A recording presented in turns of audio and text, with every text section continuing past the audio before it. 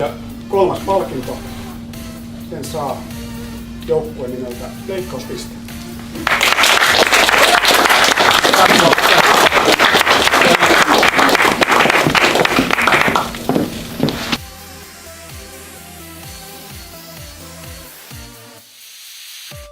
Ja kakkospalkinnon voittaa joukkueen nimeltä Team Guru.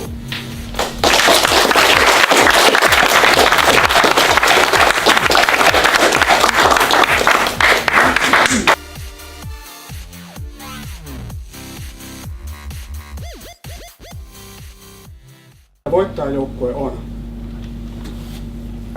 Team Mehukatti.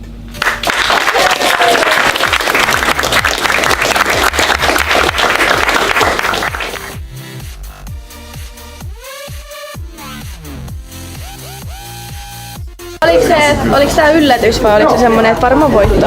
Kyllä me oltiin asenteelle varma voitto, mutta kyllä vähän rupesi epäilyttämään, kun mullakin oli niin hyviä esityksiä. Mutta aina voi yllättää. Mä tykkäsin ainakin muutamasta esityksestä itse. Niissä oli kiva idea, hyvä kehittää, niin niistä saa aika mainio.